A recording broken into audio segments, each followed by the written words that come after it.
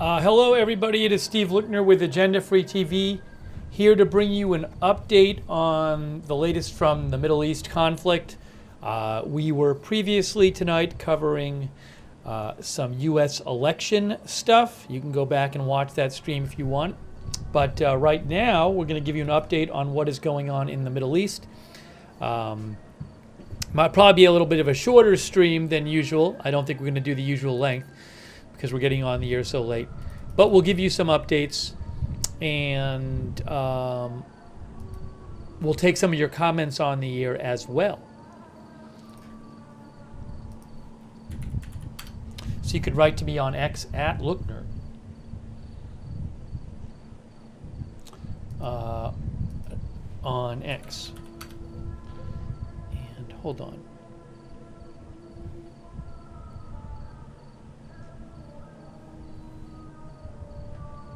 I want to make sure I'm hearing a beeping, and I think it's on one of the cameras. Hold on. Let's see if I still hear it now. I think it's on that camera on the top there. Yeah, it must be. Okay. It's fine.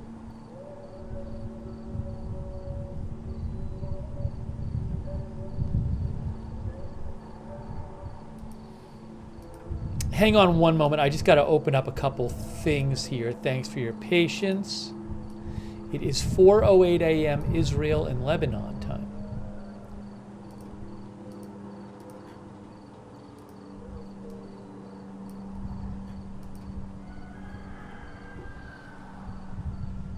I don't even think there were there any evacuation orders issued in the past day? Maybe not.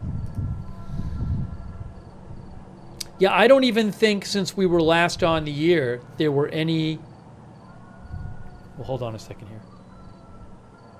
There was a so what there was the IDF posted this morning, or like 6 a.m., 6:26 a.m. Eastern time.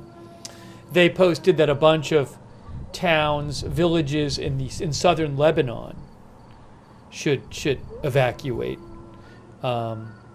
So looks like the ground operations in southern Lebanon continue. Maybe they're doing airstrikes there as well. Maybe or the fighting continues in southern Lebanon. There have not been southern suburb of Beirut evacuations in the last day. But I wanted to mention something that I had seen yesterday that I thought was interesting. And we're hearing, I think, maybe call to prayer right now.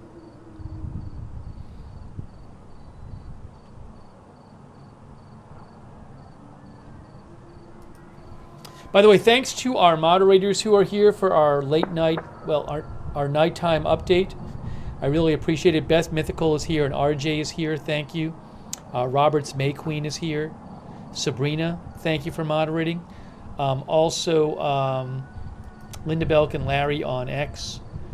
Over there on Twitch, Surly Dev is there. Thank you, Surly Dev. And thanks, Ad Manta, for subscribing on Twitch.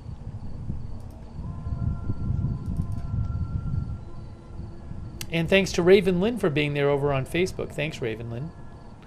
Kay Lowry Body as well, also our subscriber, Marie Goodson Hamilton, thank you. And thanks so much for your support. Julie Carter, Luigi's mom, who are members. Adrian R., that's so nice of you, Adrian, thank you. Rick D. gave 10 more gift memberships. Rick D. has given an enormous number of gift memberships. So nice of Rick D. Thank you, Rick. And also our new member, Nanobots. So, oh, hold on. I have to fix here. One of the chat windows is kind of stuck. So let me just fix that so I can see the chat posts.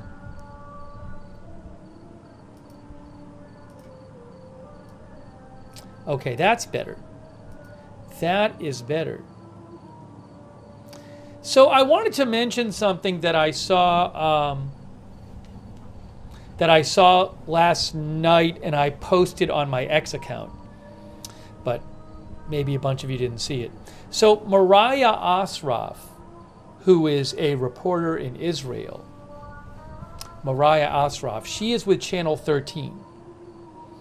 She reported yesterday, so that would be, just to be clear, that would be Sunday. No, wait, Monday. It was Monday. She reported it on Monday. Mariah Asraf reported on Monday that preparations are being made in Israel for another strike against Iran. And this would be a strike to retaliate at Iran for the drone attack on where a drone was fired from Lebanon by Hezbollah, who Iran supports, and hit the house of the Prime Minister Netanyahu. He wasn't there. He and his wife were not there. But Mariah Asraf is reporting that Israel is preparing to do something to Iran to respond to this drone attack. And she says that ministers have been told in Israel that the Israeli response that happened back on, when was that? When was the Israeli response to Iran? We covered it a couple days ago. I can't remember exactly. A couple days ago. I have to look it up. All the dates.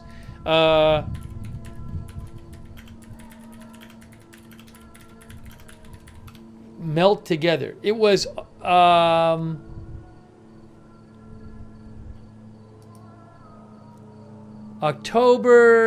Saturday. Yes, October 26th.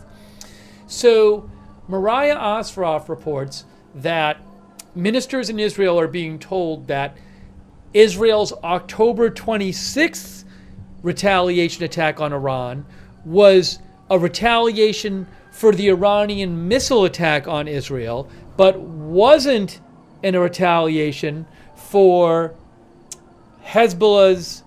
the Iran-supported Hezbollah drone attack on Netanyahu's house. So she is reporting that Israel is expected to respond to Iran separately for the drone attack. And she says that the Israeli government is discussing proposals to respond. And she said some of the proposals are unusual. And she said it's not expected to be similar to the Saturday Israeli response. So again, what she's reporting is she's saying that Israel is going to do something to Iran to respond to the Hezbollah drone attack on Netanyahu's house. And I follow her stuff. She's a good reporter, and she's not someone who I see making crazy claims all the time. So she's a respected reporter.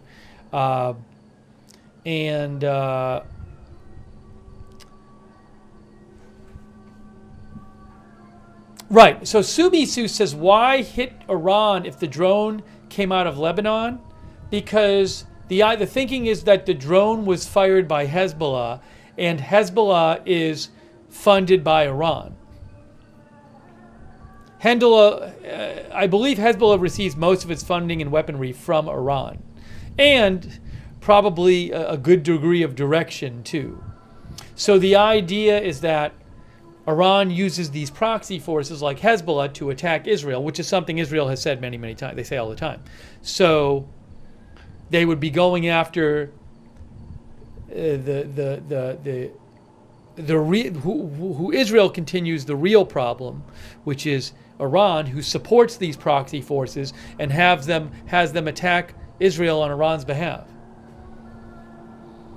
Mama Duke says Iran's minions. Mag Plar says seems like a step too far by Israel here. So it hasn't happened yet, but it's a very interesting report. And she reports that it's being discussed and they're considering in Israel what to do right now.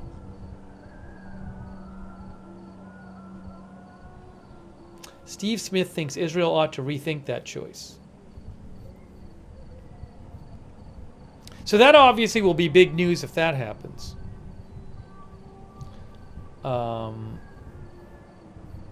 By the way, thank you so much, PVC Swede. Thank you so much, PVC Swede. That's so kind of you. And Anak123. Thanks for being a member. I should ask you guys in the chat, will Israel launch a separate attack on Iran for the drone? The question is going to be too long. Will Israel attack Iran for the Netanyahu house drone attack?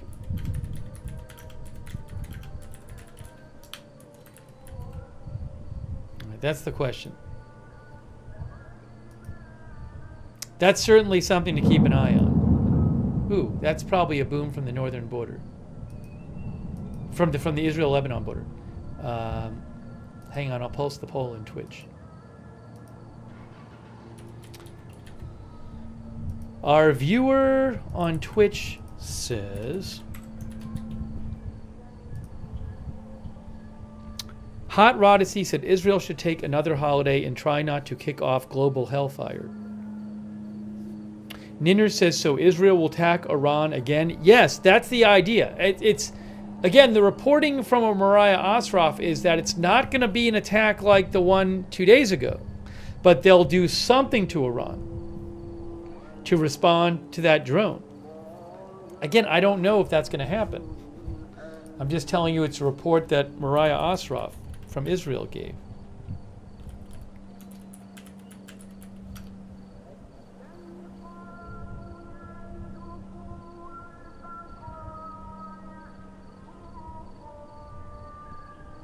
So remember, this is what we're talking about here.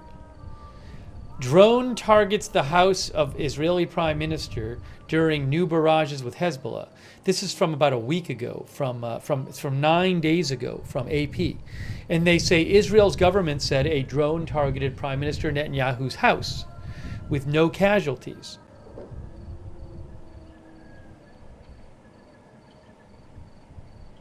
Cactus Flower says maybe they will go after Iran's leaders.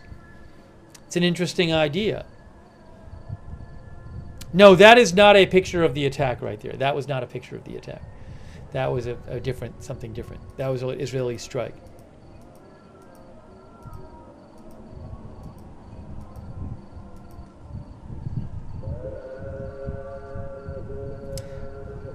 Remember, Netanyahu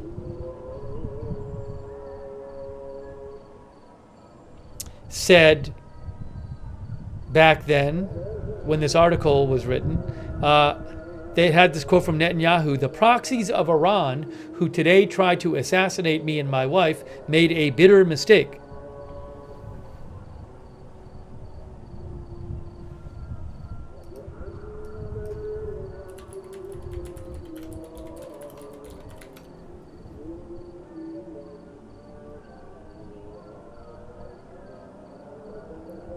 So I'll let you know if I hear any more about that.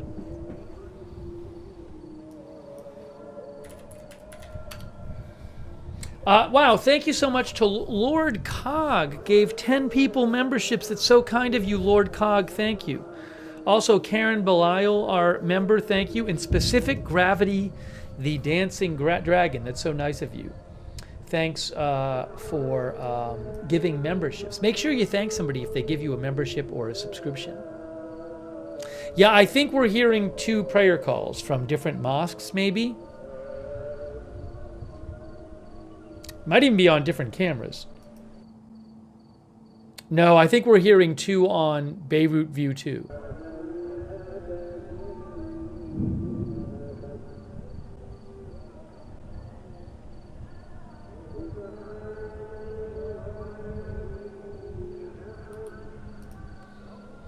Here's another story that happened in the past day.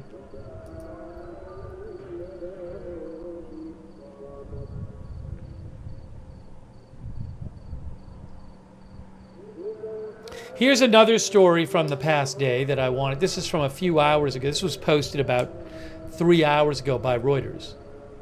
Israeli strike kills dozens in North Gaza residential block. U.S. calls incident horrifying. Israel for weeks has been launching a new intense military operation in northern Gaza, where there is reportedly a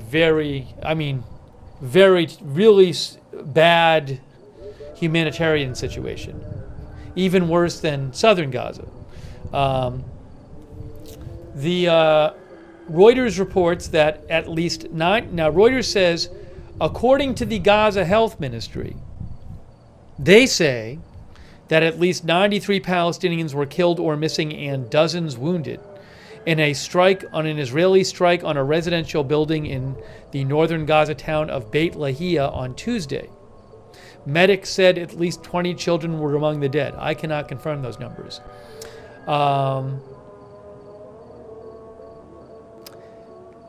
So Gaza officials are claiming that over 90 people have been killed. They said the director of the Gaza government media office put the number of fatalities at 93 from this strike. There was no immediate Israeli comment. The Israeli military has frequently questioned figures on death toll published by the Hamas-run media office, saying they were often exaggerated. Israel's main ally, the U.S., said it was concerned by the high casualty toll, with State Department spokesman Matthew Miller calling it a horrifying incident with a horrifying result. Again, that's what the State Department spokesperson called it in the U.S., a horrifying incident with a horrifying result.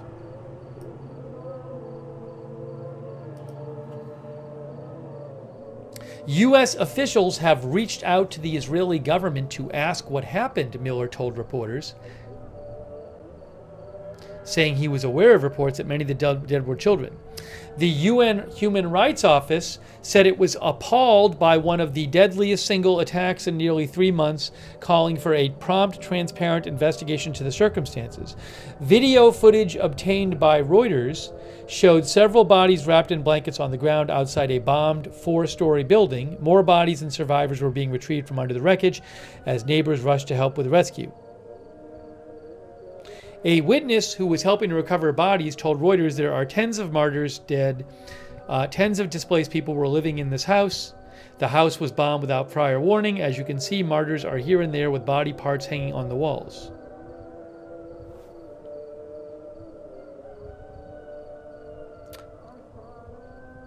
On Monday, yesterday, Palestinian Civil Emergency Service said around 100,000 people were trapped in Jabalia, Beit Lahia, and Beit Hanun in North Gaza without medical or food supplies. Reuters could not verify the number independently.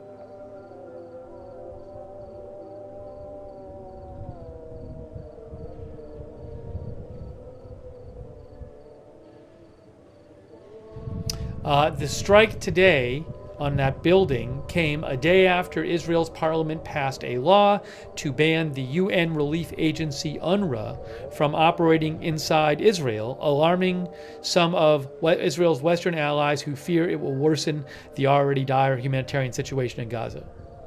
We talked about that a bunch yesterday, but it appears that Israel basically passed a couple laws that may have the result that this UN relief agency, which serves the needs of Palestinian refugees and provides most of the aid in Gaza, might no longer be allowed to operate in Gaza. Reuters says it is unclear yet how that decision by Israel will impact the lives of Palestinians, especially in Gaza, where the UN said most of Gaza's 2.3 million people have become displaced since the war began.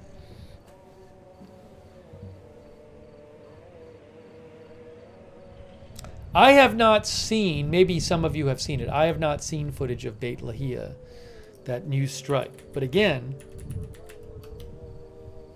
sounds like many people may have died. Hold on, let me give you an update there.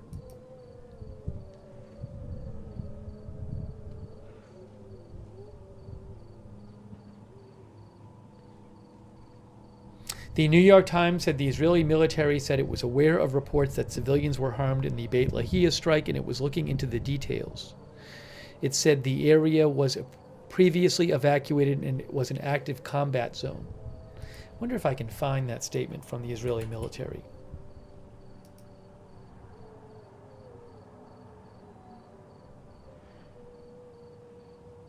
Give me one moment. Let me see if I can dig it up here.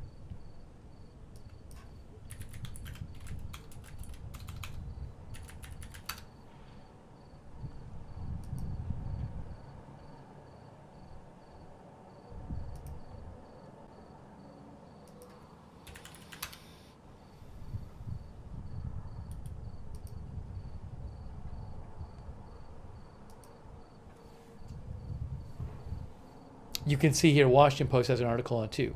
More than 90 killed in North Gaza strike, according to Gaza authorities, as Israel bans U.S. relief agency. The Washington Post said it appeared to be the deadliest attack on the isolated north since Israeli troops resumed operations against Hamas militants there in early October. The strike on a 5-story apartment block, which I believe means apartment building. Yes. The strike on a 5-story apartment building in Beit Lahia was reported at 4:20 a.m., said a spokesman for Gaza's Civil Defense Force. Photographs from the scene showed bodies being pulled from the rubble of a building smashed to pieces. Women and children stood over the dead weeping.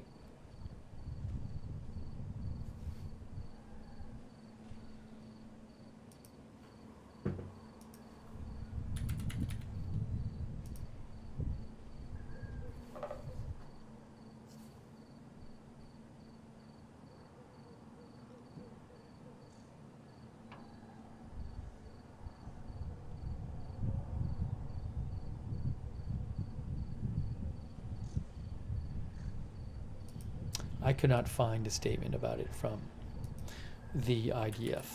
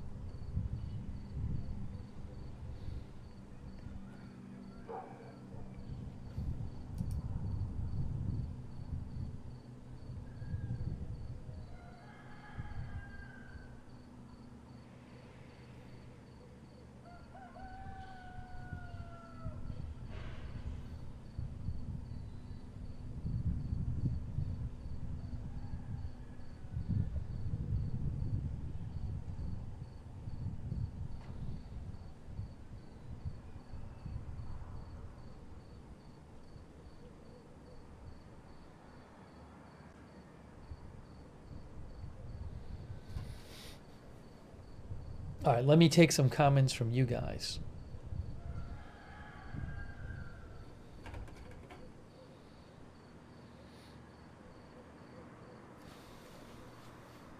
Yeah, I don't, sometimes like there'll be a report of some kind of big strike in Gaza and Israel will come out and they'll say like, we attacked this place. This is why we attacked it. We took measures to minimize civilian casualties of innocent people, of bystanders.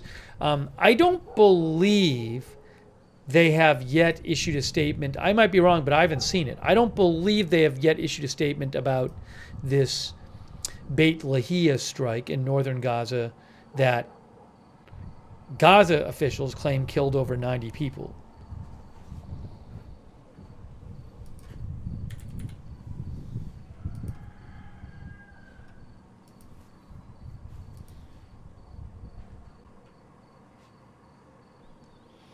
By the way, the IDF said, oh, that's a little old, so I'm not going to read that. Let's see. Oh, they said on Tuesday, as of 11 p.m. local time, Hezbollah had fired 75 projectiles. I'm guessing those are basically rockets into Israel, which is not a huge number compared to some days. That reminded me of another interesting thing I saw today. which was that, where is this report here? I posted it on my X account. Timur Azari with Reuters reported, there's a boom from the Israel-Lebanon border. Get this, the Israeli defense minister said that Hezbollah only has 20% of its rocket and missile capabilities left. He said the group's ability to do large volleys of launches is significantly diminished. So that would mean that Israel has taken out 80% of Hezbollah's rocket and missile capability since, what, like a month or so ago when they started this intense operation against Hezbollah? Wendy says, how did they know? Well, they would need to have intelligence, but clearly they've had some pretty good intelligence about Hezbollah. So I'm guessing they have their sources. Hold on a second here.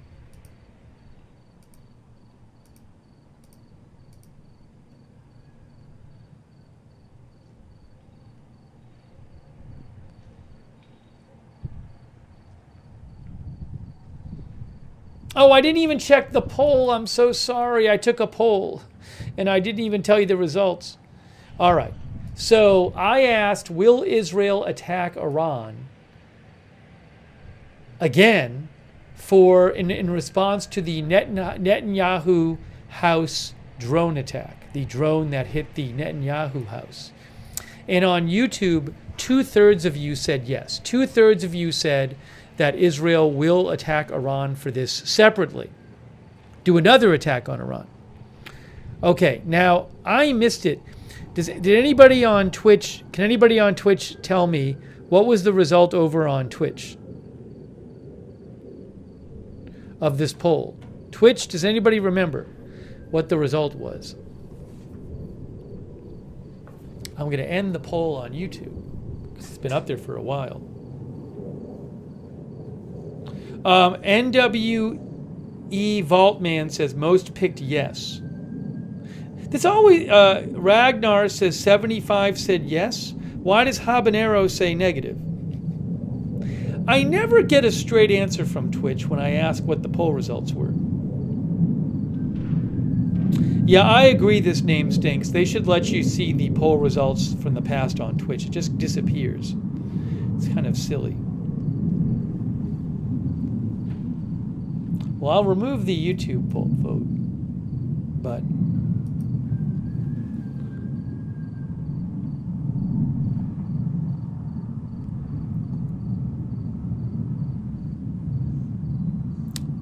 I'll do the poll again in Twitch.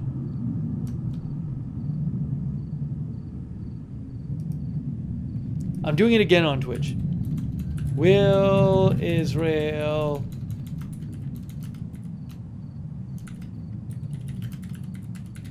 attack Iran for the drone attack on Netanyahu's house, which was done by Hezbollah, says Israel.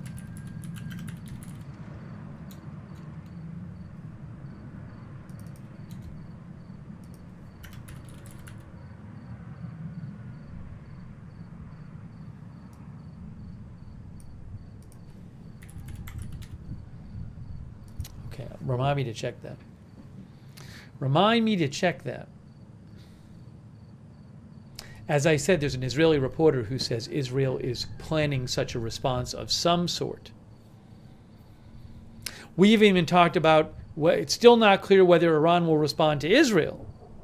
Hey, thanks to Galen Taxi for your support. And Christine Rizzo, thank you for your support. That's nice of you.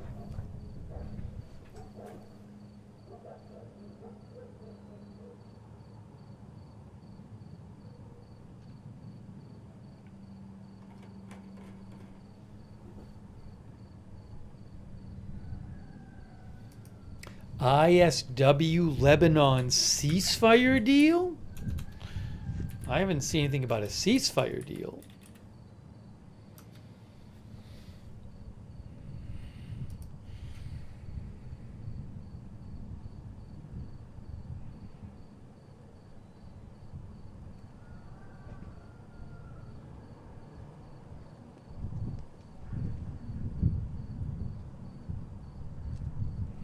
I did see something, though, that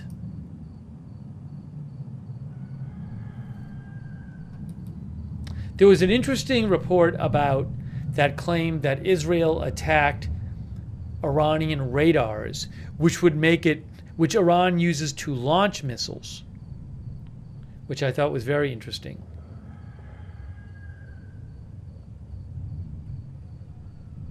Let's see if I can find where that was. I think I posted it. Yes, Jennifer Griffin from Fox reported, Fox News. She reported on Tuesday.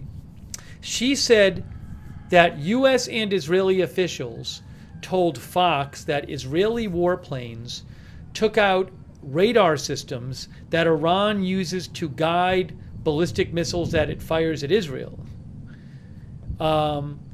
She said a senior official said eliminating the missile sites, removing the radar systems prevents Iran from firing missiles in the future. So in addition to attacking missile manufacturing sites, this report says that Israel took out radars that Iran would need to fire the missiles, to send them places, which I thought was quite interesting. And if that's true, obviously that will impact whether Iran can respond to Israel and what it can do. Starchild thinks Iran has redundant radar installations. That I don't know. Batman says that's a chess move.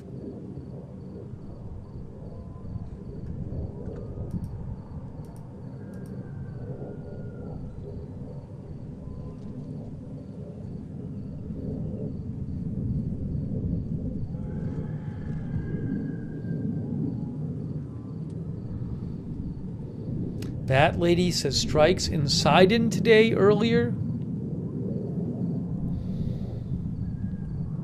She had heard about. I haven't heard about. I'm not saying it didn't happen.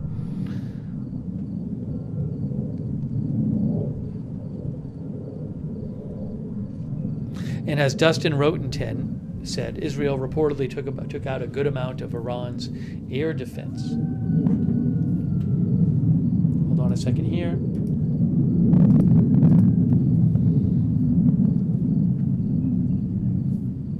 All right, on Twitch, by the way, I never ended the poll on YouTube. Okay, on Twitch, the poll was 72% said yes.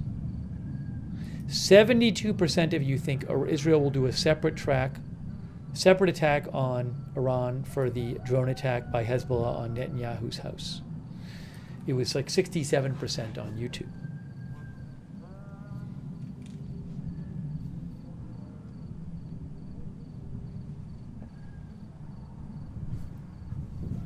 Thank you for voting over there.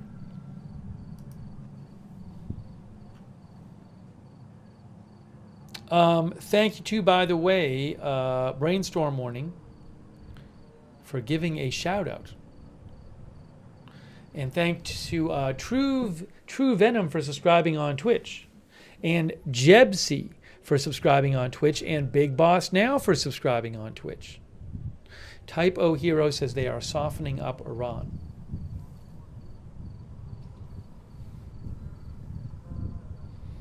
Thank you, DJ, for your support. I appreciate that. DJ says, I heard Netanyahu's opposing party may have disclosed some IDF loss data. I haven't heard that story. But we weren't on the air today. I was doing some politics coverage, so I'm not really up to date on everything. There could have been stories that I missed. I'll check and see what I can find.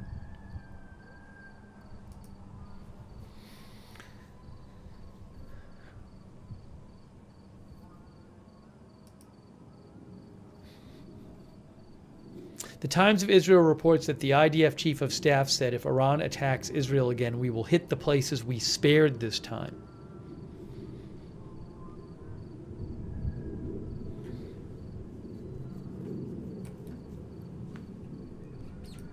Oh, also something else interesting. The Times of Israel is reporting that IDF tanks are said to enter the deepest point of southern Lebanon since the launch of the ground operation. Oh, I didn't also realize were there 4 more Israeli soldiers killed? I hadn't even seen that. In northern Gaza, I guess. Yes. I hadn't even seen this. This is from earlier on Tuesday. Manny Fabian reports 4 Israeli soldiers were killed and an officer was seriously wounded during the fighting in the northern Gaza Strip earlier today, the IDF announces. They are still probing the circumstances of the deadly incident. There have been a bunch of, a few days ago there were 3 days where over the 3 days 15 soldiers died in Lebanon. Now this is a case where 4 were killed and 1 seriously wounded in Gaza. And this is an area where Israel first went into northern Gaza, I want to say like last year. And then I guess sounds like some Hamas forces have reestablished themselves there.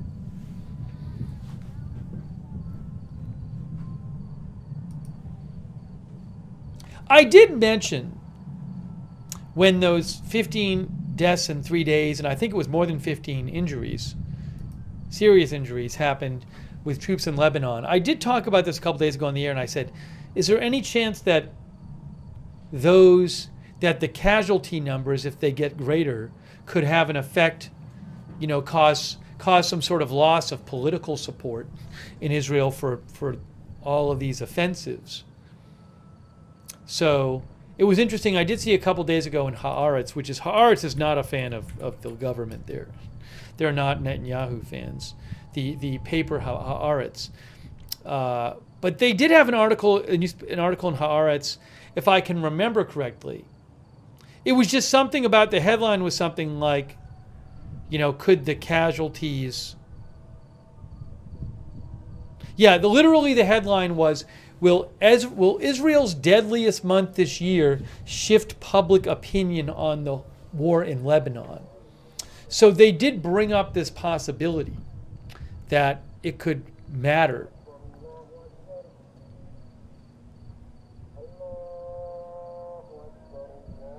But yeah, this was the past, I guess the past month was the deadliest month for Israeli soldiers this year.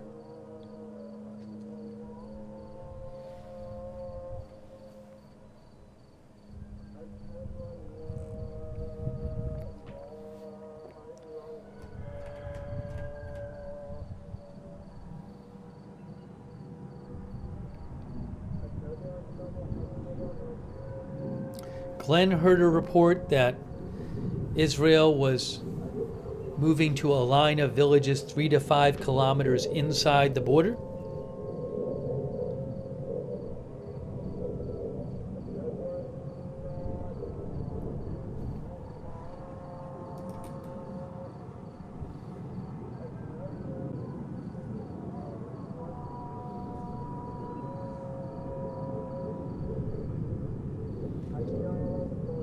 It is interesting reading Haaretz because it's an Israeli newspaper, but it's not.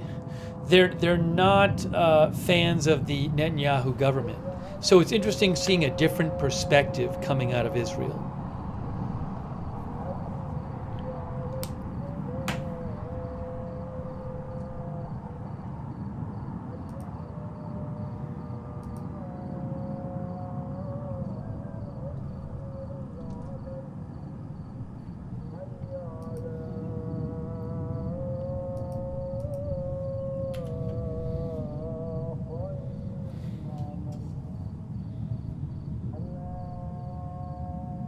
Oh, in case you missed it, also Hezbollah named a new leader.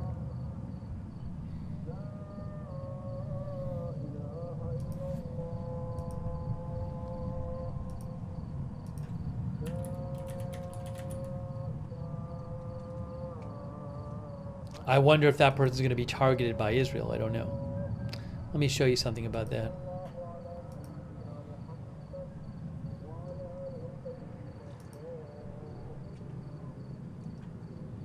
Leptalk says, I thought the goal was the Litani, but they're nowhere near it. Well, the Litani River, which I think is about 18 miles north of the border, that in 2006 by the UN Security Council resolution, that's where Hezbollah was supposed to be above there, not closer to the border. That is something, I believe Israel wants them to move up there again, but like you said, they have not. I don't know what the plan is to keep them away from the border. I mean, I don't know that Israel's going to occupy the southern 18 miles of Lebanon.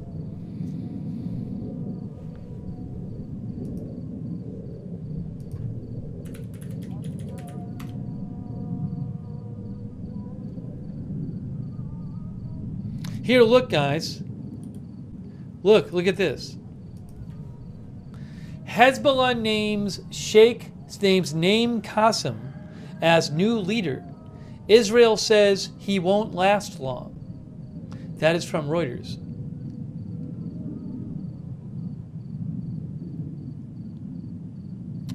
Pretty Straw says he has a big target on his back. Chronic La Crypto says people say he is not even in Lebanon.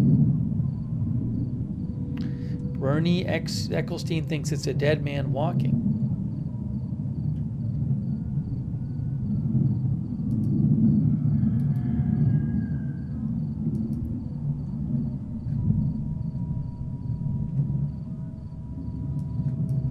I'll show you a picture of Naim Qassem.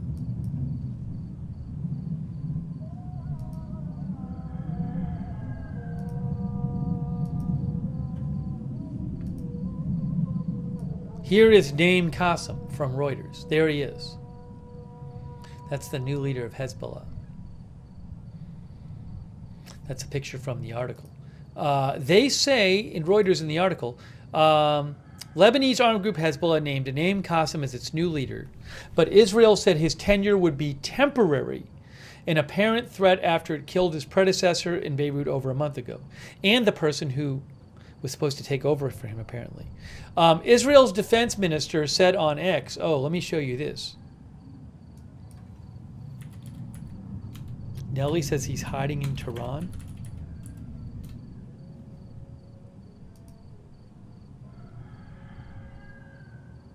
Look at this. Look what Yoav Gallant, who is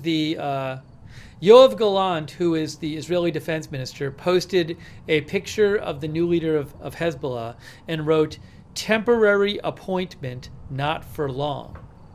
That's what he wrote. Temporary appointment, not for long.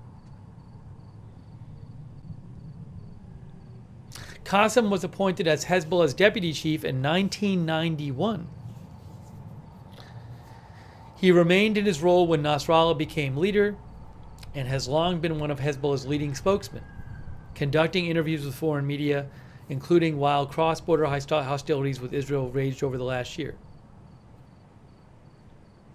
Nasrallah was killed by Israel on September 27th, and senior Hezbollah figure Hashem Safiaddin, considered the most likely successor, was killed in an airstrike a week later by Israel. Qassem has given 3 televised addresses since Nasrallah's killing. He is considered by many in Lebanon, says Reuters, to lack the charisma and gravitas of Nasrallah.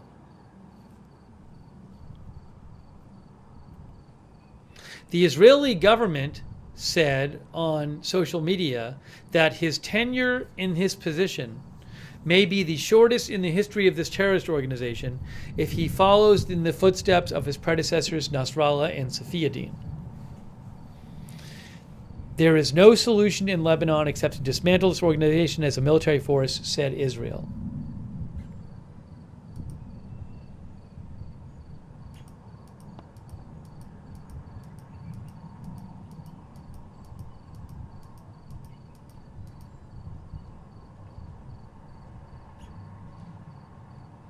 I have a video which talks about this and also talks about some recent Israeli airstrikes. Maybe I'll show you this video.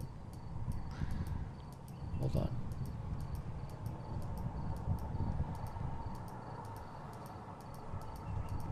Let's take a look at this video. You can see some video of the new leader too.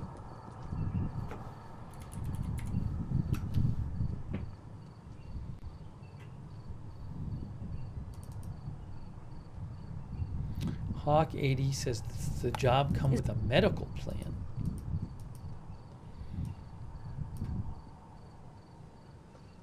All right, let's check it out. I'm going to show you this Reuters video in part about the new leader.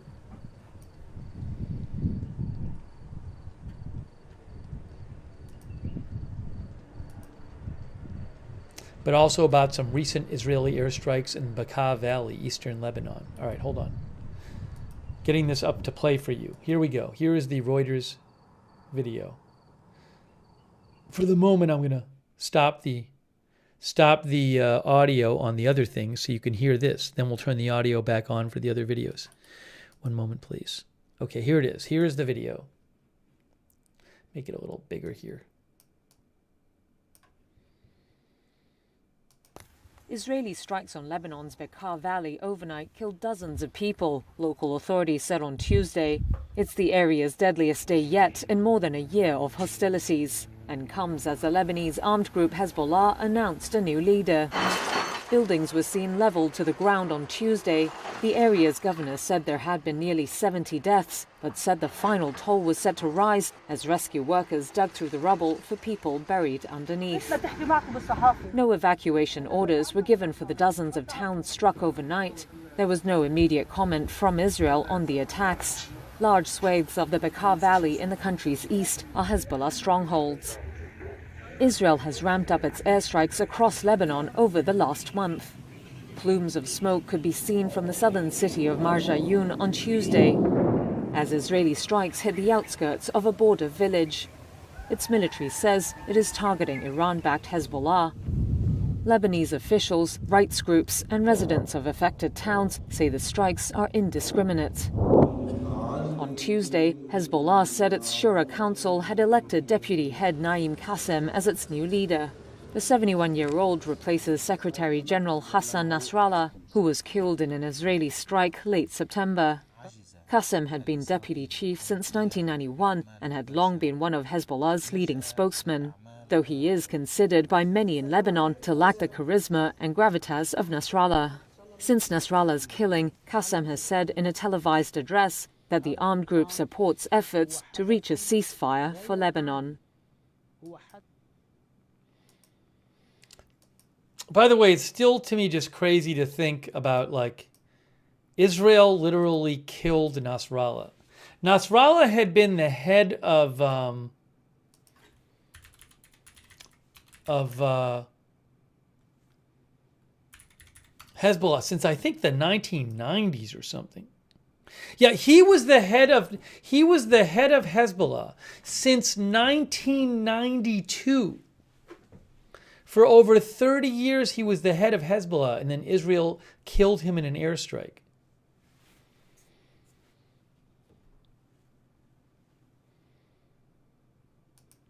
Wow. BB said Israel killed the guy before Nasrallah as well.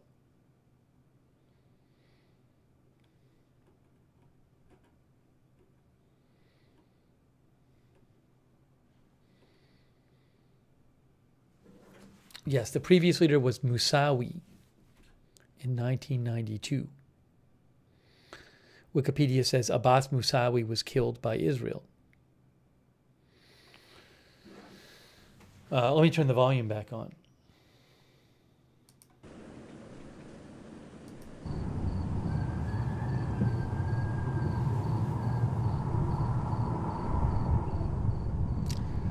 The articles I read so far didn't say anything about him being not in Lebanon, but let me see what I can find about that.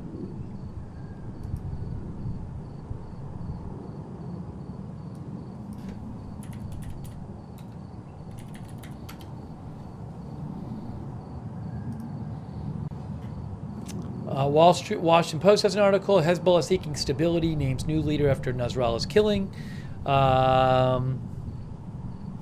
He's a well-known figure in the group who often sat for media interviews and authored books about Hezbollah.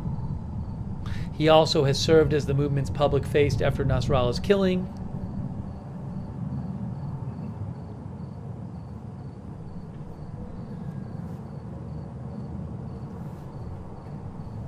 In his speeches after Nasrallah's death, Qasem voiced support for ceasefire negotiations pursued by Lebanon's parliament speaker Nabi Berri, a Hezbollah ally. Qasem did not explicitly tie the outcome of those negotiations to a ceasefire between Israel and Hamas in the Gaza Strip, as Nasrallah had before he was killed. Qasem's appointment gave interlocutors, people who take part in the dialogue, a clear point of contact for negotiations. So a person close to Hezbollah told the Washington Post that the appointment of Qasem gives negotiators a clear point of contact for negotiations and signals that Hezbollah, after a series of withering blows, was beginning to reestablish itself. But he is no replacement for Nasrallah, whose charisma and the affection he inspired in supporters were unparalleled, the person said.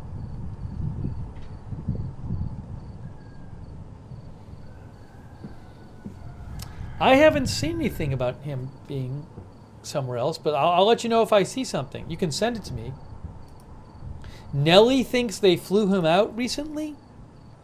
Let's see. Unlogic sent me an article from Times of Israel. Said, okay, Times of Israel on the 20th of October, 9 days ago, said, well, they didn't report it.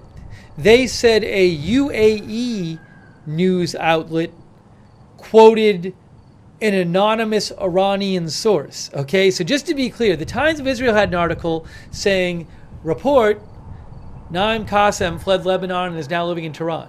But what the article says is it was reported by UAE-based RM news outlet, and they quoted an anonymous Iranian source. So I don't know if it's true. Doesn't seem like the best sourced thing, but who knows?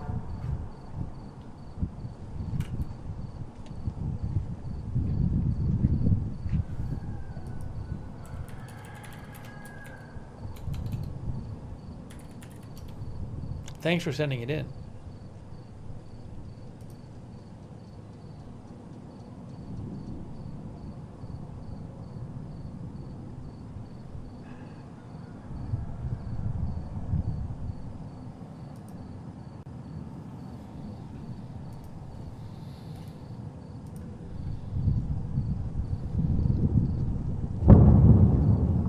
Another boom, probably on the northern border. Hey, I think I don't know if the light's coming up in the northern border yet. Forrest Stump thinks Israel looks weaker now because Iran was wearing the big boy pants and now Israel wants round two? That's what Forrest Stump said.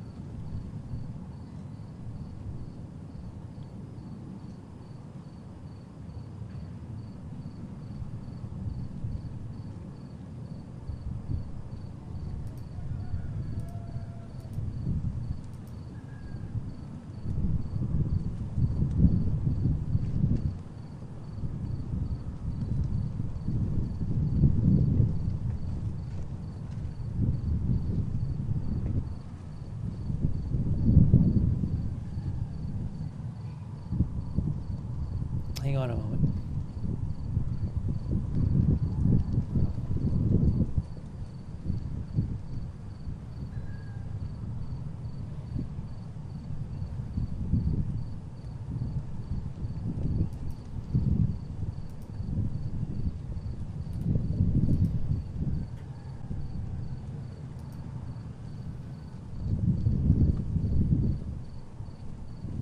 Michael Blazon, our viewer, thinks that the new head of Hezbollah is a goner.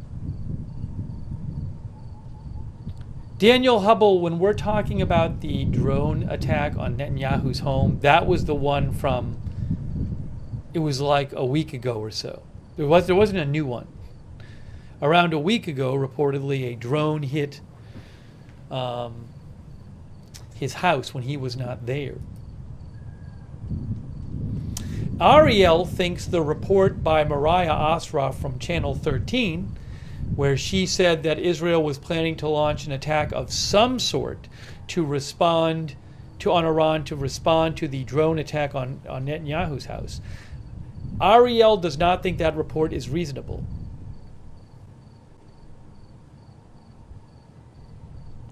The link to Netanyahu in this case is likely part of the internal political debate in Israel against Netanyahu? I'm confused. Are you saying the drone was fired by somebody in Israel and not Hezbollah? What is probably true is that Israel has not finished the attack on Iran. The attack was an opening blow and will be followed by an attack on Iran's new oil and nuclear facilities. Well, that's a whole other question. Whether Israel might at some point, I agree with you, Ariel, that it's a whole other question whether Israel at some point in the future, regardless of what Iran does, might launch another attack on Israel. Oh, on Iran. But with the drone thing, I mean, maybe if you want, you can write to me and clarify your point. But the reporting is that, I mean, it was the Israeli military said that was a Hezbollah drone that came from Lebanon that hit the house of Netanyahu. And Netanyahu himself blamed Iran for it. Thank you, Ariel, for writing in.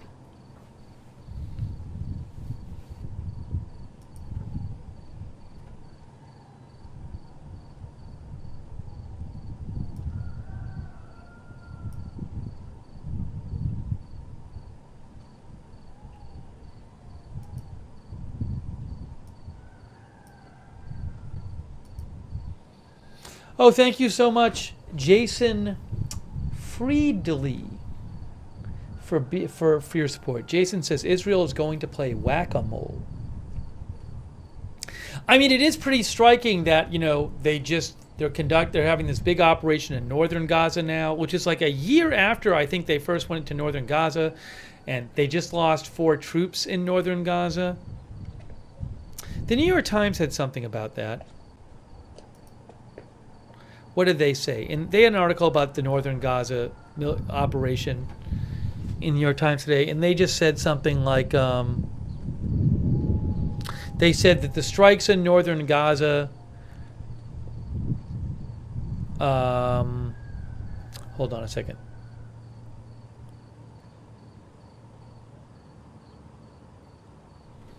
They said Hamas has reassembled in areas from which the Israeli military had retreated.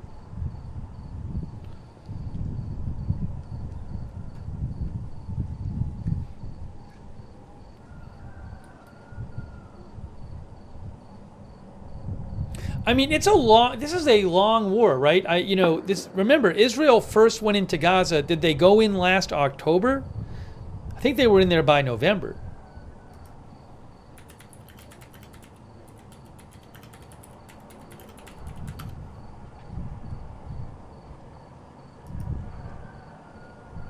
I think actually in October.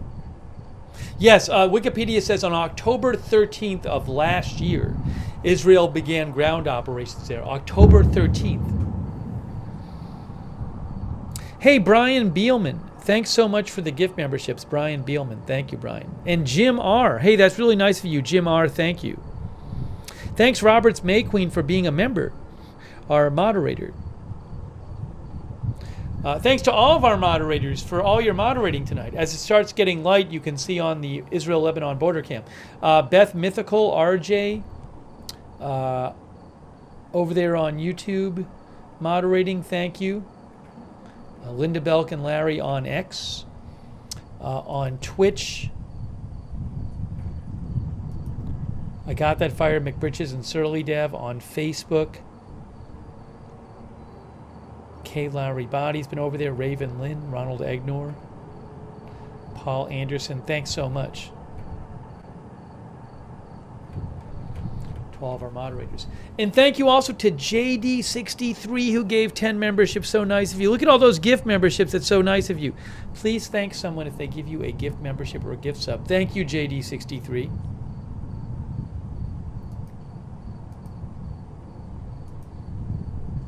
Thanks also to Try Again Guy on Twitch for subbing over there. Jennifer saw a small flash on the East Cam.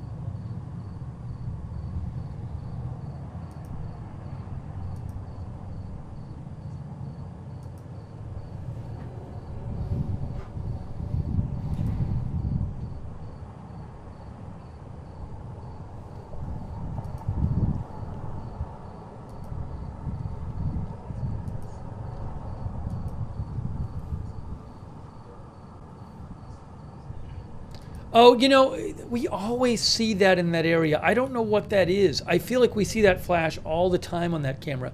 Let me just show you guys here. If you look at this again from a couple minutes ago, look at the east camera. Watch. You'll see like a flash there.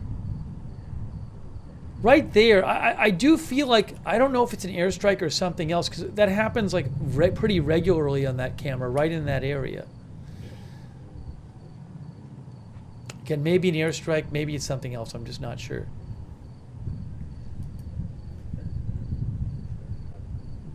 Thanks for pointing it out, though.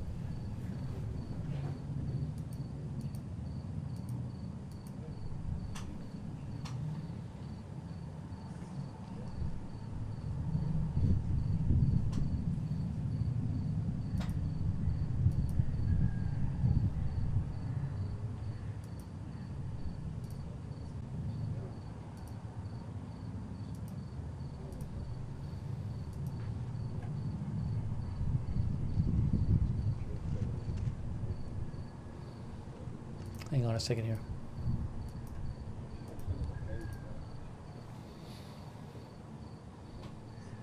The Last Days thinks it's a tower back there. That's the hills back there. It's the hills. During the day you can see it's hilly over there where that light was coming from. Can actually see the moon on that border cam right now. See the moon there? Look at that.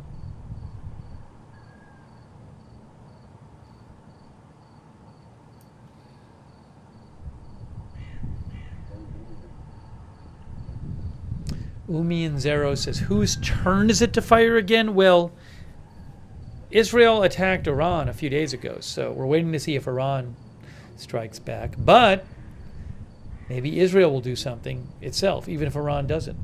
We've been talking about that. Thanks to our new member, David Bozic.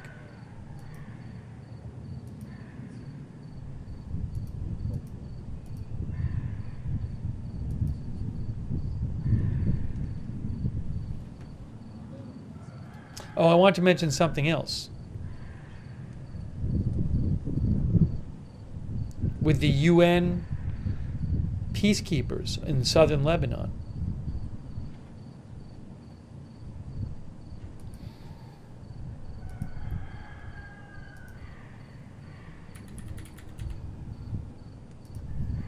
So, look at this right here. See the building? That's a UN peacekeeper building that was hit by, I believe, a Hezbollah rocket. So they said, this afternoon a rocket hit UNIFIL's headquarters in Nakora, setting a vehicle workshop on fire.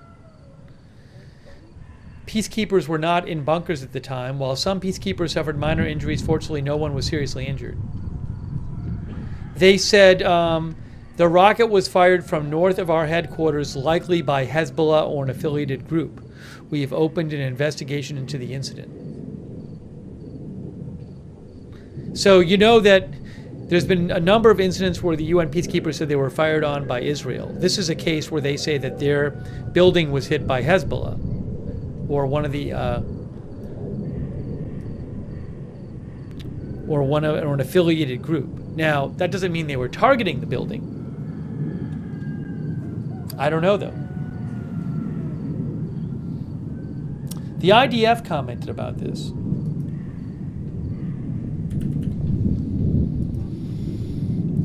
They said, the IDF said, earlier today a report was received regarding damage caused to the UN peacekeepers' headquarters in the area of Nakora, southern Lebanon. An examination determined that Hezbollah launched a rocket which hit the UNIFIL headquarters. The Hezbollah terrorist organization continues to systematically violate international law, endangering both Israeli civilians and international organizations operating in the region, they say. That was, you're hearing a plane, I think, maybe on the border camera. That boom was probably a tank or artillery on the border camera.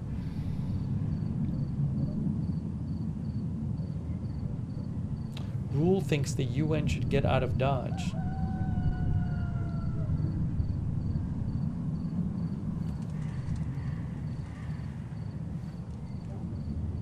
By the way, thanks so much to Hot Pink 90 Sun. That's really nice of you. our member Hot Pink 90 son.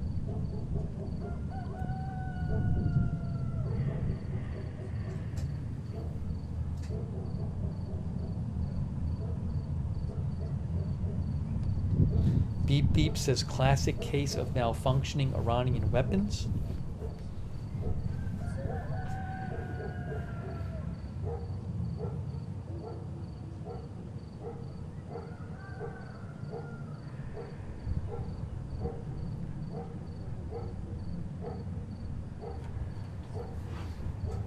You can see the light coming up on the cameras there.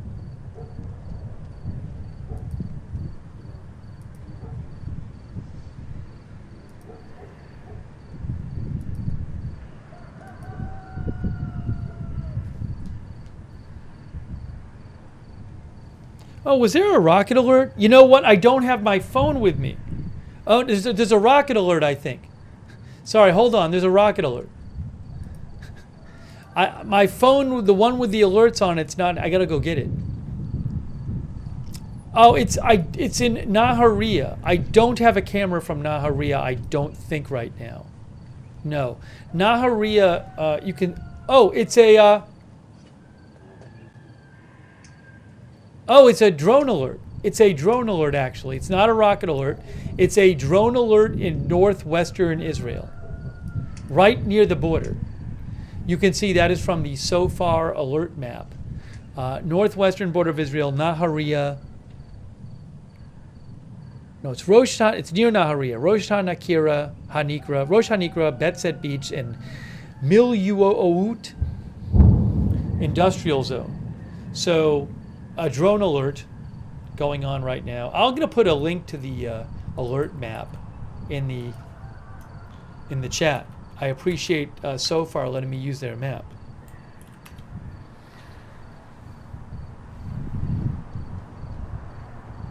So this is a drone alert. Let me just grab. Give me about 10 seconds. I got to grab the phone with the alerts on it. Hold on.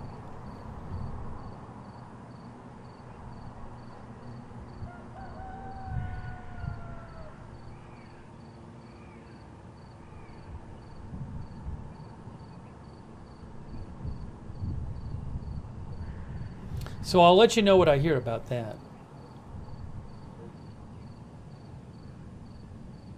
There was a boom in the flash on the Lebanon border cam. Did you guys see something? One viewer saw it. By the way, thank you to Brian Beelman. Brian, thanks so much for all your support. So nice of you. And Dan Lutzka. When will World War III start? I hope never, Dan.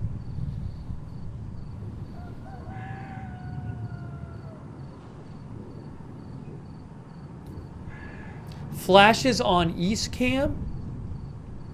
Yeah, if you put a time code in the chat, let me know.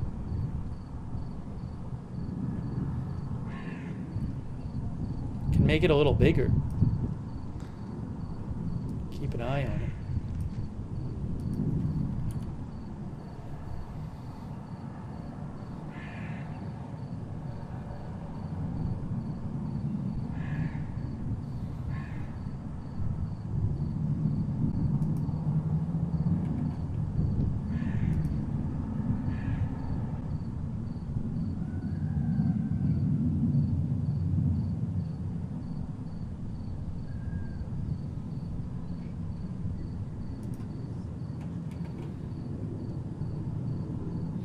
Oh, I didn't see this. About a half an hour ago,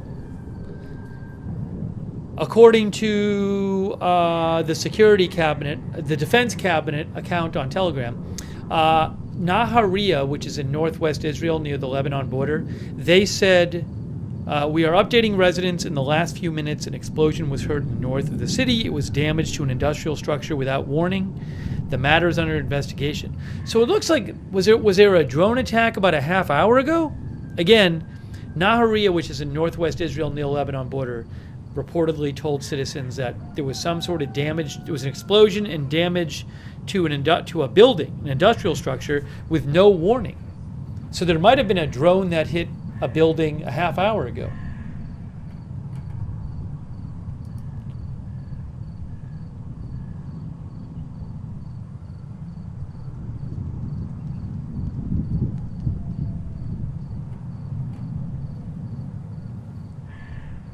That was a half hour. It says hours ago? Are you sure? Because I just looked at it here, and it says here, it was reported on, the Defense Cabinet had that report a half hour ago. So if you're talking about a report a long time ago, then that's probably a different report. Because I'm seeing this report like now on a couple different Telegram channels. I mean, this does happen once in a while, that kind of thing.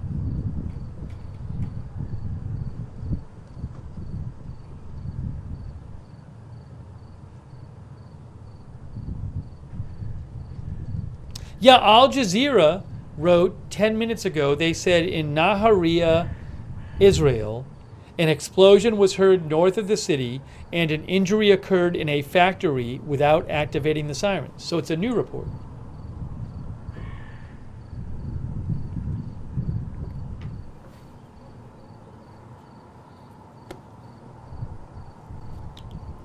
Oh, how about the drone alert? Is this an update? Let's see. The event, the drone alert is over. Homefront Command just said the event has ended. So that drone alert from a couple minutes ago, I don't know what happened to it, but that event is over, according to Homefront Command.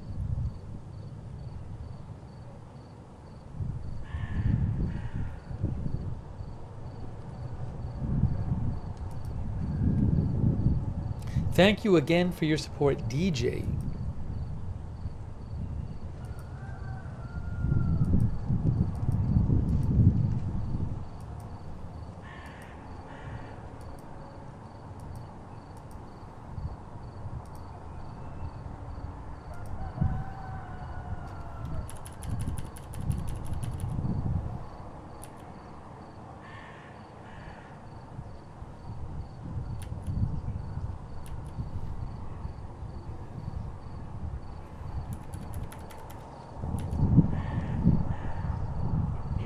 Oh, it was the same flash again like a few minutes ago. Again, I don't know that this is a strike. We see this flash all the time. It's the same. Watch the camera up here. It's the same thing again. It's like a light or something. Right there. Hold on. We just see it again and again and again. See that? I don't know if there's some light up there in the hills or what. We keep seeing that. I don't know. It looks too similar to be the airstrike every single time. At least to me. Oh, thank you, Brian Beelman. That's an appropriate sticker at this late hour. Thank you, Brian. Peace, when they say the event is over, it can mean it means that they're no longer worried about a drone coming in. But it could mean they shot it down. Could mean it hit something. Could mean it landed, I think, in an open area, I believe. Cloud Strider says maybe there's a communication tower back there.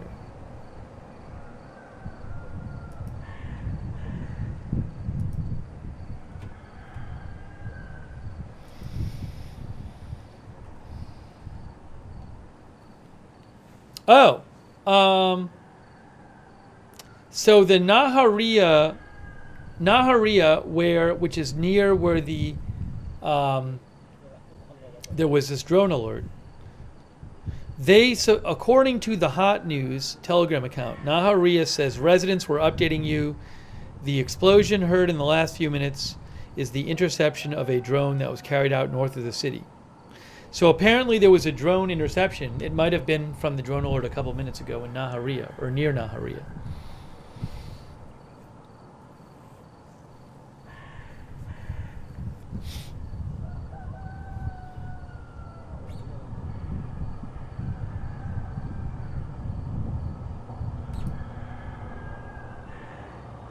Guys, it is getting light out there. Look. It is getting light. Did I thank Try Again Guy for subscribing on Twitch? Thank you.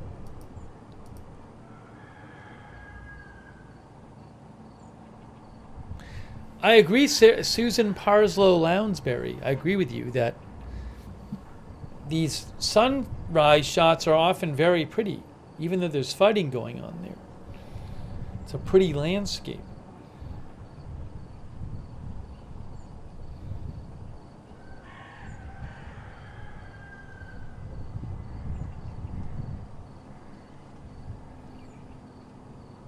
Pam Flint says, when is the next holy day for Israel? That I don't know. They just had a bunch.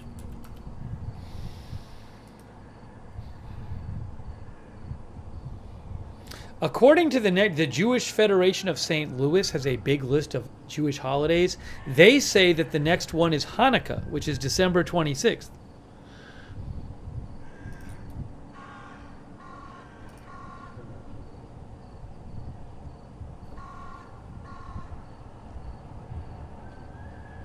Yeah, Wikipedia has a list of Jewish holidays, and you can see Simchat Torah is over, and it has the next one is Hanukkah. Oh, they say, I'm confused. When is it this year? Does it say? Hanukkah 2024 starts December 25th, it says. Anyways.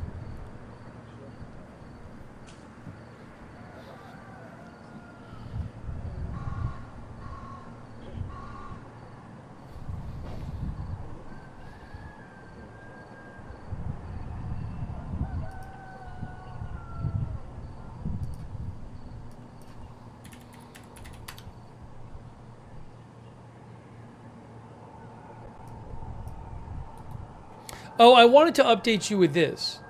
So, you know, we talked about this yesterday, that Israel passed legislation that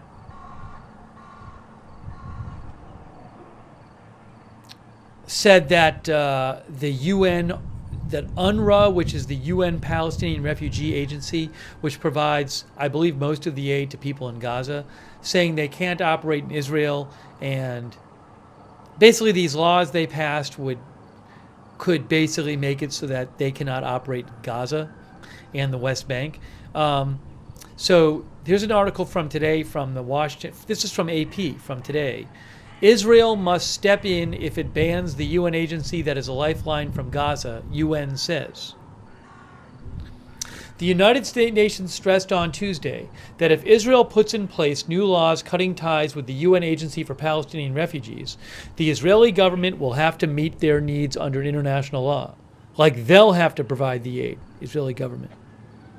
The Secretary General of the UN said in a letter obtained by the AP that there is no other alternative to the agency known as UNRWA. It has been a lifeline during the Israel-Hamas war in Gaza, and the Israeli legislation will have devastating consequences for Palestinian refugees in Gaza, the West Bank, and East Jerusalem, he said. The UN Agencies for Children, Health, and Migration also stressed that UNRWA is the backbone of the world body's operations in Gaza, where people have relied on its emergency food and health centers during the more than year-long war.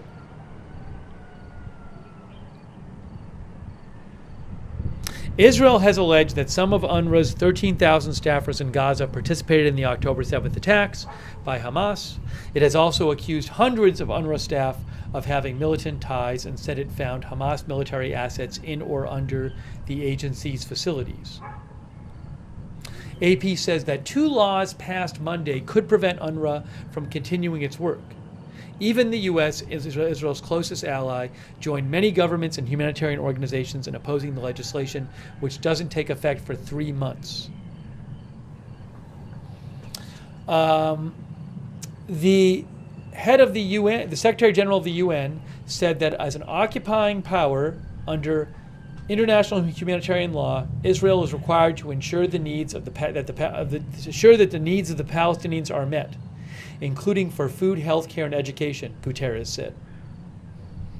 And if Israel is not in a position to meet those needs, it has an obligation to allow and facilitate the activities of the UN, and UNRWA is the principal means by which assistance is supplied to Palestinian refugees.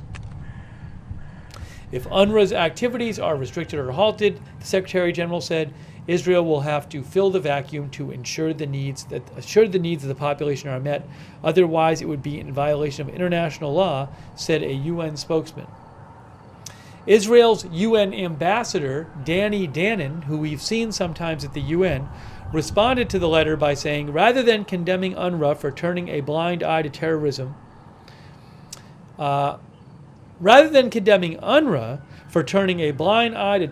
and in some cases participating in terrorism, the UN instead condemns Israel. Danny Danon claimed in a statement that UNRWA is not interested in providing humanitarian aid to Gaza, calling it nothing but an arm of Hamas operating under the guise of the UN. He said UNRWA has failed in its mandate and it's no longer the right agency for this job.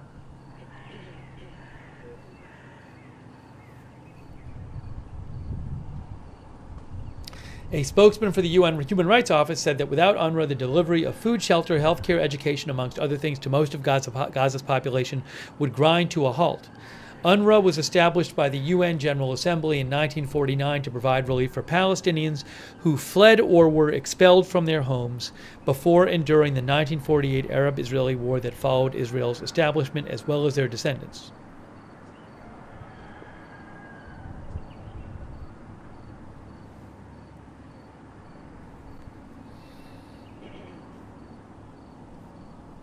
Norway's foreign minister told AP that Israel's policy is making it increasingly difficult for Palestinians to access life-saving assistance.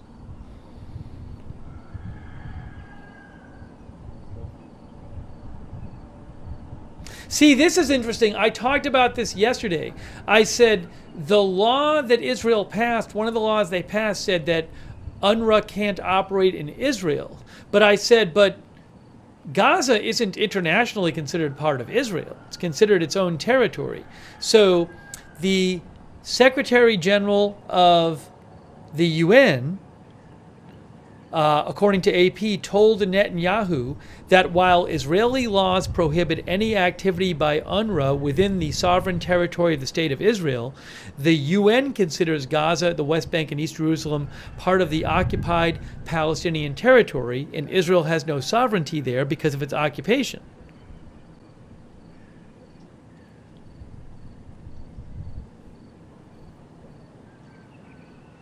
At the UN today, I think it was, the U.S. ambassador, Linda Thomas-Greenfield, expressed deep concern at the Israeli legislation, saying, right now there is no alternative to UNRWA when it comes to delivering food and other life-saving aid in Gaza.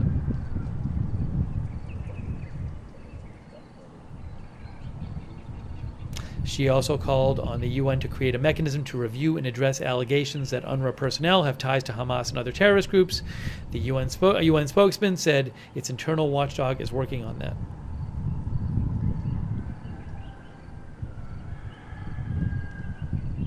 State Department spokesman Matthew Miller said the U.S. opposes the Israeli legislation and will be discussing it with Israel in the days ahead. Anyways, little update there about the whole thing with UNRWA. Israel's relations with the UN are not good. If you remember a few weeks ago, I think it was the end of September. It was the day that, wasn't it the day that Israel killed Nasrallah? Right before that, wasn't it that day that Netanyahu gave a speech which was really critical of the UN at the UN? So you have that. We've seen Israel have, the UN peacekeepers in southern Lebanon have accused Israel repeatedly of attacking them, attacking their facilities, shooting at them. And now you have Israel passing these laws to attempt, it looks like, to ban UNRWA, the UN organization, from operating in Gaza. So these are pretty bad relations between UN and Israel.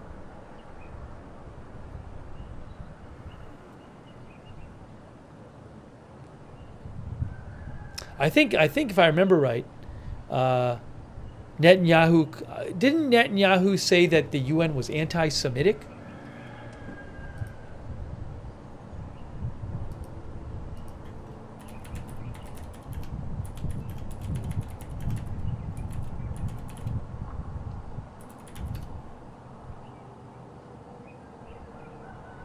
Yeah, NBC News said in September, Netanyahu has regularly called the UN anti-Israel. Oh, yes. He called it... yes, according to NPR, he called it in September, he called the UN a swamp of anti-Semitic bile. It was in the speech at the UN. I know some of you were probably watching that when we covered that. Chaz says, I don't think he really speaks for the average Israeli.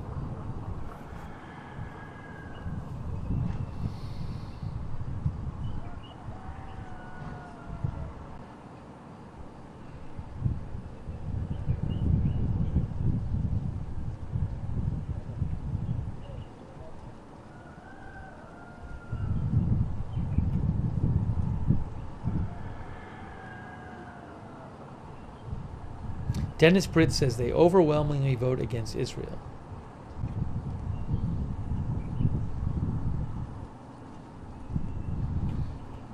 By the way, thanks to our member Brian Tampa.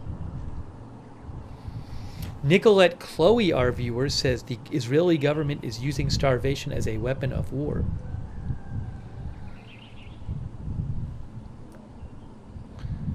Robert Kennedy says, I agree with the report that UNRWA enables, I think he meant to say Hamas.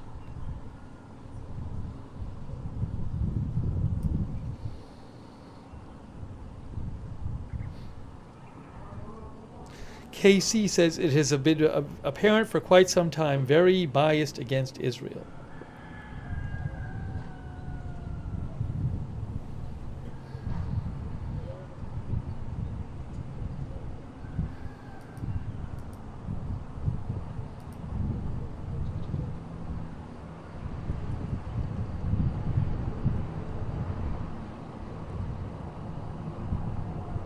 It is going to be a busy week coming up. Because, as many of you know, we have a U.S. election in a week. And for all I know, there'll be Middle East developments. By the way, thanks to Jason Friedley for your support, who says, I am German and Israel props on the UN. Israel props on the UN. Thank you, Jason, for your support well, no, I don't think you're in Germany because it would say Germany there. But Jason is German. Thanks, Jason. Thanks also to our new member, Galen Taxi. Thank you.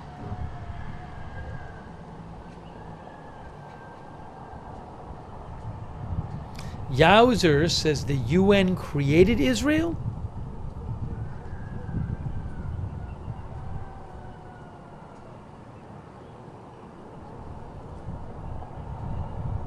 Right, the last few days, it's there's been fighting going on in Lebanon. It's just been off camera.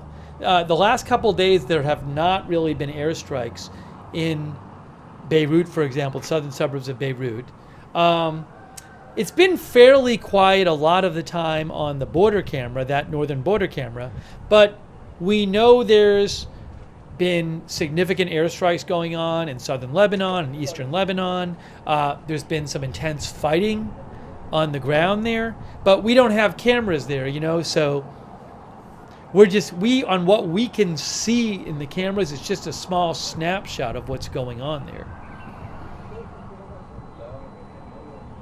There was some airstrikes in Tyre, Lebanon, which we had some footage of after the fact yesterday.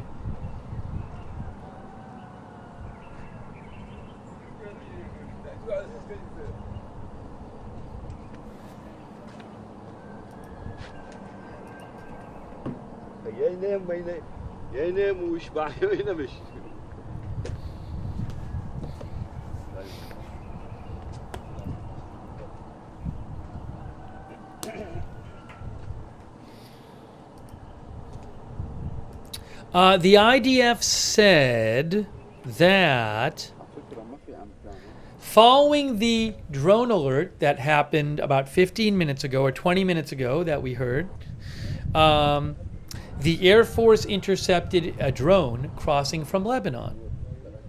Earlier today, a crash of a drone was detected in Nahariya near the Lebanon border.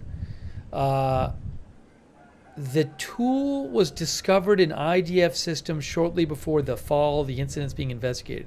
So they're saying they're investigating why there wasn't a longer warning for that one.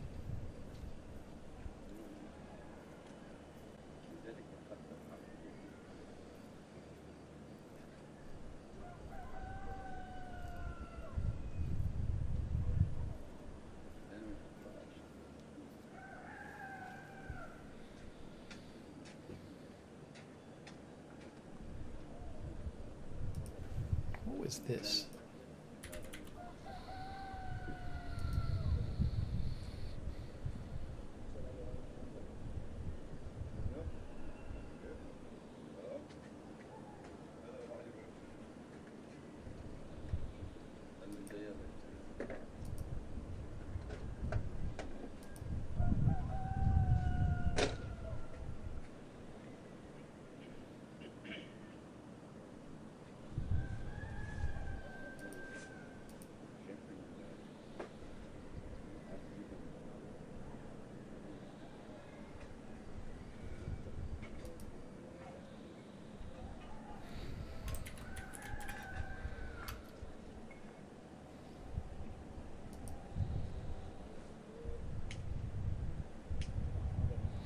Unlogic says that if it's true, it's not very well sourced. The Times of Israel had reported that there was a UAE news outlet that was claiming that the new head of Hezbollah had fled to Iran. I don't know that that's true. It's not very well sourced. But what our viewer Unlogic is wondering is, if he fled to Iran, could there be an Israeli assassination in Iran like there was of Ismail Haniyeh, the Hamas leader who was in Iran? Oh, there was just a rocket alert who was presumably killed by Israel in July. I just saw another rocket alert here. It's again, it's another drone alert. It's really interesting. It's another drone alert in the same area, northwestern Israel. So earlier today or earlier tonight, there was a drone that actually, I guess, hit a factory there from the report we're reading, and one person got injured. Then about a half hour ago, there was another drone alert, and a drone got shot down there in northwestern Israel. And now there's another drone alert up there in the same area in northwestern Israel. Another one. It's the same area as a half hour ago. We don't have a camera there right now.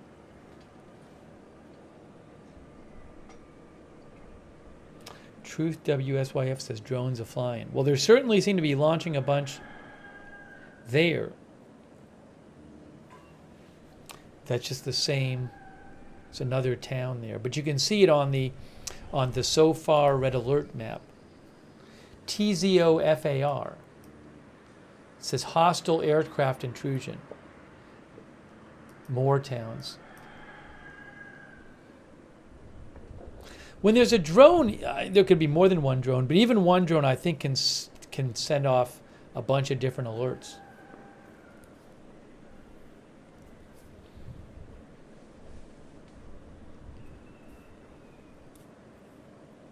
Thank you, Mark S. Schwartz, our member.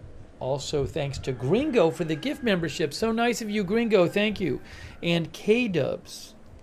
K-Dubs thinks blaming the UN while Israel drops bombs on children in the name of self-defense while ignoring Iran's obvious ability to strike anywhere is an agenda.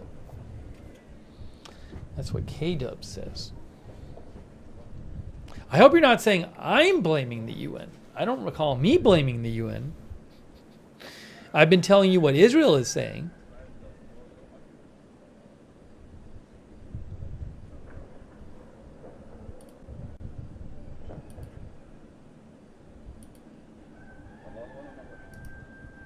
Oh, the border cam, sorry. I had the brightness up there. I didn't even realize.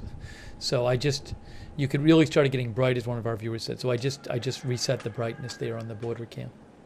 That was my fault. Hey, Brian Beelman just gave 10 people memberships. Thanks so much, Brian. That's really nice of you.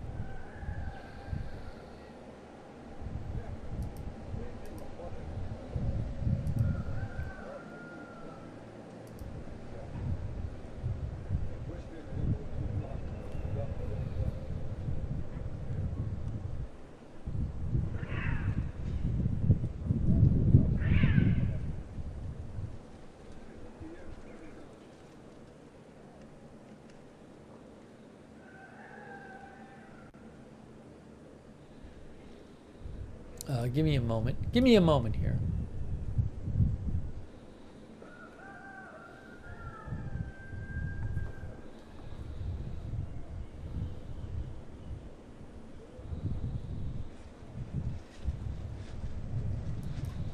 The Times of Israel says, where's the actual article here? I saw this thing here. The Times of Israel says, Lebanese state media says, Israeli tanks have entered the outskirts of the village of Qayyim, their deepest incursion into Lebanon yet. Qayyim, some 4 miles from the border. I'll show you on a map where that is.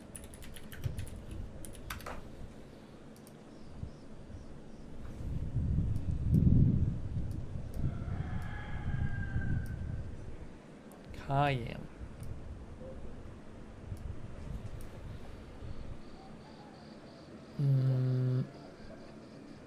Hang on.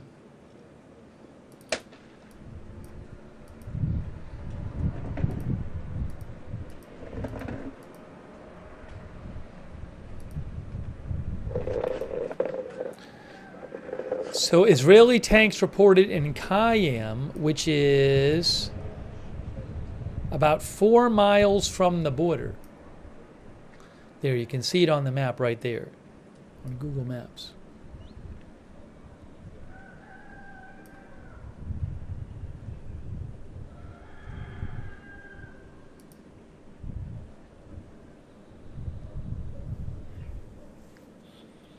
How many people live in Qayyim?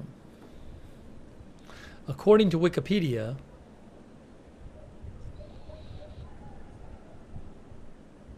it doesn't really say. Oh, but about 30,000 people live there. I'm guessing a lot of people have evacuated. Hey, thanks also, Leonard Udell. That is so nice of you. Leonard Udell just gave 10 people memberships in the YouTube chat. Really nice of you, Leonard. Thank you. And also thanks so much to Jesse James for the gift membership. Thank you, Jesse.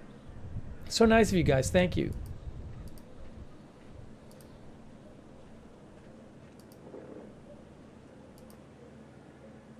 We don't know the plan for Lebanon. What is Israel's plan? I was reading something today about some report about what Israel might demand in a ceasefire. And it's like things like they would want Hezbollah to go away from the border, but they'd also want to have in like the ceasefire that like they have the right to attack southern Lebanon again if like Hezbollah goes back there. So it's things like that.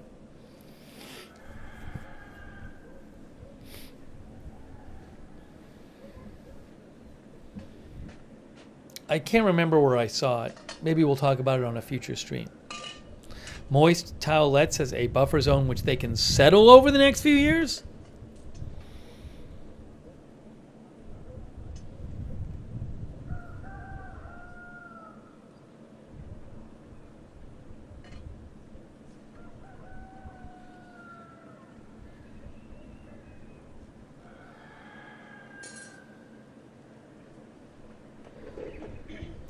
Billy says, interesting week ahead for sure with all this. But yeah, it's not clear what the overall Israeli plan is. I mean, is there, do we think, might there be some agreement soon with Hezbollah?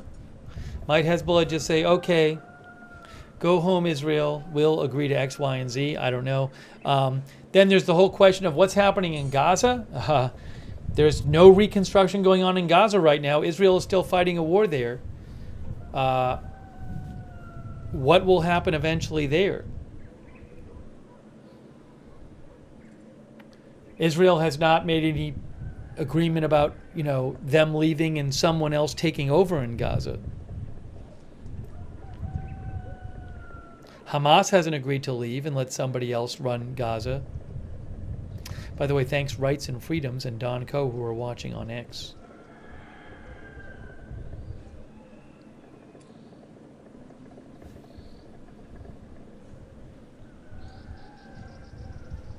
El Comandante says, end the occupation. Getting close to midnight here, guys. I think we might wrap up this stream soon. Shorter stream, obviously, but if you missed it, we were on earlier tonight covering the election stuff. We showed both Harris and Trump were speaking at the same time. They had like competing rallies. So we actually covered both of them. At one point, we were covering them literally switching back and forth between the two rallies. So that's why we didn't get on the air until after. But I figured I'd do an update after that. But it is getting late here. Big Stream says, save your energy for election night. Well, the other thing I worry about is, like, you know, there could be something that happens early tomorrow that I need to cover, you know. So I think it might be a good time to start wrapping up the stream. I'm sorry it's not one of our longer Middle Eastern streams, but hopefully you understand, given that we already did another stream. Storm says my X is exploding from all the political stuff that happened tonight. Yeah, so the election is a week from it's a Tuesday. It's technically a week from today, but it's almost Wednesday here. It's Tuesday the 5th. So we'll certainly have more coverage of this. But anyway, so I appreciate you guys joining, even though it was a bit of a shorter stream. You know, it's interesting to see this Beirut shot. We usually are looking at it at night. That's what it looks like during the day there. See that shot there? It looks so different. Like at night, you just see the building. Hold on. When we look at this shot at night, we basically just see this building on the front right, and maybe some of these, but you don't see how densely packed it is back there. You know, we've seen airstrikes that hit back here. So it's looking towards the water, you know. Keep that in mind next time you're looking at that shot at night. It's interesting.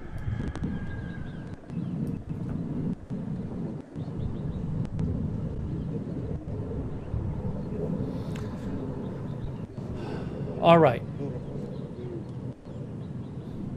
Hey, I really appreciate you guys being here, and we will have more coverage for you. Hey, thanks, Captain Jerry Donnelly, too. That's nice of you, Captain Jerry Donnelly. And K-Dubs, I owe a thank you to. Thank you, K-Dubs, for your support. So I really appreciate you watching. This is Agenda Free TV. We cover all kinds of live breaking news. So subscribe, follow Agenda Free TV for more live coverage. I will post updates on my X account, which is @Lookner. @Lookner. Follow me over there, @Lookner, for updates on X.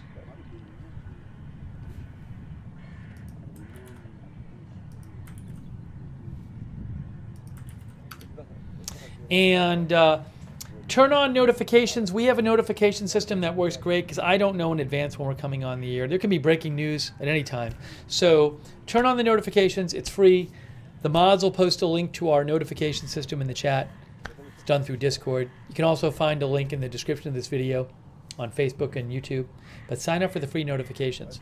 Let's thank our moderators. They are so awesome. They're fantastic. Huge thanks to them being here at night with us, keeping the chat respectful and under control. Huge part of the channel. Roberts May Queen, RJ, Beth Mythical over there on YouTube. Huge thanks. Linda Belk and Larry on X, on Twitch. Shout out to you. Surly Dev, I got that fire. All of our other Twitch mods. K. Lowry Body, Paul Anderson, thanks so much for being here. Raven Lynn, Paul Anderson, Ronald Egnor, thank you, Facebook moderators. Thanks to you guys for writing in, sending news tips, letting me read your comments. Much appreciated. Thanks to everybody who donated. So nice of you guys to support the channel. You let this channel exist, let me buy footage and stuff. So huge thanks to you. Thank you so much. Really kind of you. Thanks for your support. I think I got everybody. Let's see. If there's huge news tonight, I'll come back on, but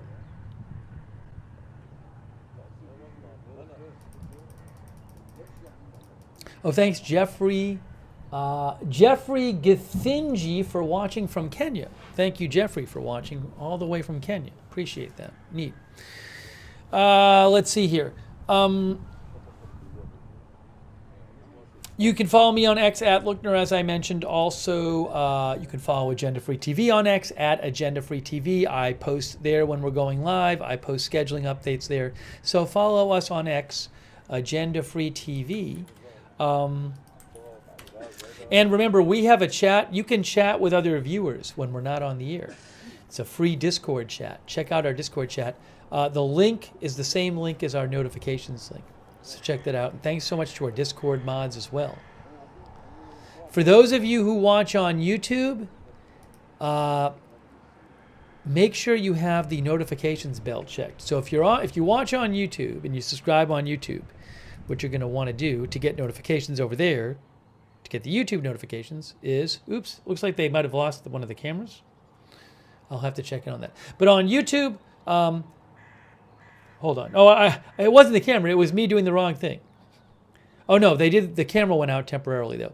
On YouTube, make sure if you're subscribed, you also click the notifications bell and you choose all notifications so you can get the YouTube notifications. All right, now here, he says further live coverage is expected up there. Well, I don't think we'll be here for their further live coverage, at least tonight. Let's see here. Hey, shout out to our subscribers like on Twitch. Thank you, Chi-Town Bear, Shaggy Wall Street. Thanks to all of our subscribers over there. Night Owl, Spectre EH.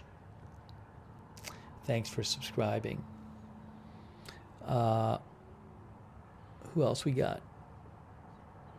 I said Wall Street. Thanks, Wall Street. All of our subscribers on Twitch, thank you so much for being here.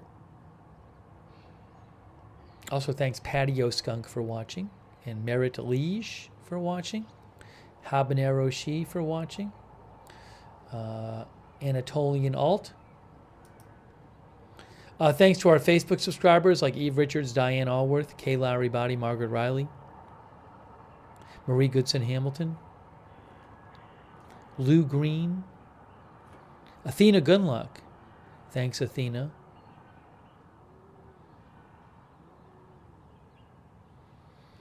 And all of our other Facebook subscribers. Much appreciated.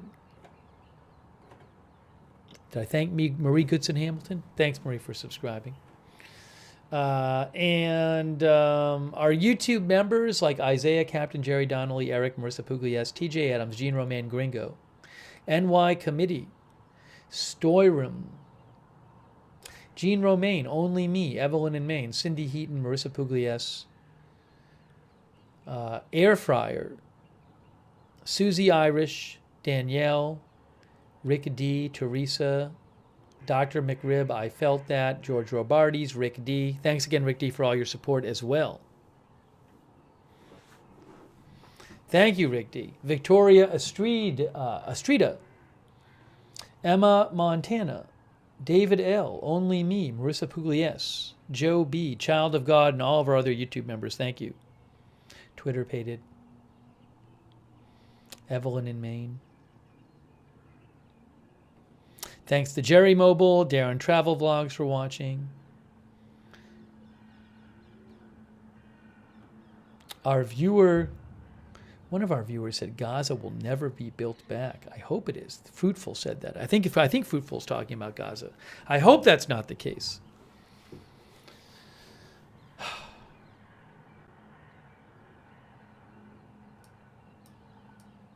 Okay, guys. So I am wrapping this up. Thanks, Steel Penny, for watching. Sarah Smile. I am wrapping up this broadcast. This has been our nighttime update after we covered the politics earlier tonight. So really appreciate you coming to our nighttime update. We'll have more coverage from the Middle East and more coverage of other news. That is it for now. Thank you, mods, and thanks to everybody out there for watching. And thank you, JNP. JANP, our member for 38 months. Thank you, JANP. That's kind of you. That is it for now. Thanks for watching. We'll see you soon with more live breaking news coverage right here at Agenda Free TV.